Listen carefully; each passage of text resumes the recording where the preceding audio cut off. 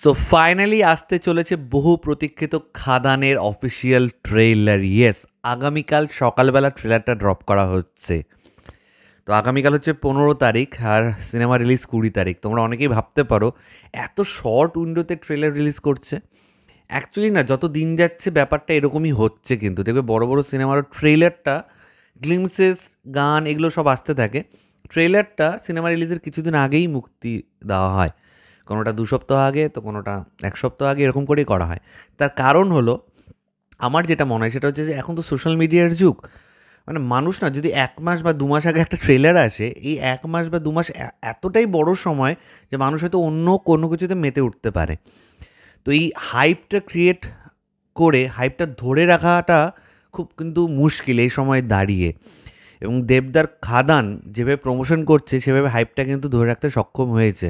তো এখন যদি জাস্ট 4-5 দিন আগে ট্রেলারটা আসে, তাহলে কিন্তু হাইপটা বুস্ট আপ হবে। এবং একটা মানে মানুষের, দেখো ট্রেলার মানে কি, সিনেমার ঝলক। ট্রেলার দেখে আমরা ডিসিশন নিই সিনেমাটা দেখতে যাবো কি যাবো না। খাদান দেখতে আমি ধরে নিচ্ছি ম্যাক্সিমাম লোকই হয়তো ডিসিশন নিয়েছে খাদানটা একবার হলো বড় পর্দায় দেখবে, সেটা ফার্স্ট ডে হোক, সেকেন্ড ডে হোক, বা তার সুবিধা মতো সে দেখবে। কিন্তু ট্রেইলার যখন আসে না, তখন না নিজেকে আর ধরে রাখা যায় না। মনে হয় কি, ইস এখনও যদি সিনেমাটা রিলিজ করতো। মানে কিছু কিছু ট্রেলার এমন আছে যে 2 মাস পরে সিনেমা আসবে। এই যে 2 মাস ধৈর্য, পেশেন্সটা ধরে রাখা, এটাও বড় ব্যাপার। তো আমার মনে হয় এটা ঠিকই ডিসিশন যে 15 তারিখ ট্রেলারটা আসছে, মানুষের ইচ্ছাটা যাচ্ছে, বেশি ওয়েট করাবো না। আমিও ভাববো যে আমাকে বেশি ওয়েট করতে হচ্ছে না, মাঝখানে জাস্ট 4টে দিন, তারপরেই তো সিনেমাটা আমি দেখতে পারবো। 4টে দিন দেখতে দেখতে কেটে যাবে।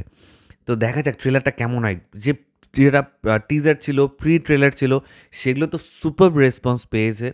গানগুলো খুব ভালো রেসপন্স পেয়েছে। তো আমার মনে হয় ট্রেলারটা আগামীকাল সকালে যখন ড্রপ হবে, টাইমটা এক্স্যাক্ট এখনও দেয়নি, সেটা জানতে পারলে অবশ্যই আমি শেয়ার করার চেষ্টা করব। তো সকাল সকালই চলে আসবে ট্রেলারটা, ঠিক আছে? তো দেখা যাক ট্রেলারে কী কী আমরা দেখতে পারি। গল্প সম্পর্কে নিশ্চয়ই কিছু ধারণা আরও ক্লিয়ার হবে। কালকে রাতেই আমার একটা ভাইয়ের সাথে কথা হচ্ছিল, সে খাদানের গল্প কোন দিকে যেতে পারে অনেকগুলো সে বলেছে। আমি চাই না সেগুলো নিয়ে কথা বলতে, সেগুলো সিনেমা রিলিজের পরে কথা বলবো হয়তো। কারণ কি, যদি ধরো আমি 3টে প্লট ভাবলাম, একটা যদি ম্যাচ করে যায়, এটা স্পয়লার টাইপের হয়ে যাবে। তো এটা আগে দেওয়ার তো কোনো মানেই হয় না। তো কিন্তু ওই ভাইয়ের সাথে যে ডিসকাশনগুলো হচ্ছিল যে গল্পটা এরকম হতে পারে, এমন এমন চমক ছিল যে গল্পগুলো আমরা ভেবেছি আর কি। ও যেটা বলছিল, আমি যেটা ভাবছিলাম, এমন এমন চমক, এটা যদি হয় না, তাহলে খাদানের দেখো লুক অ্যান্ড ফিল সমস্ত কিছু তো একদম ঠিকঠাক আছে।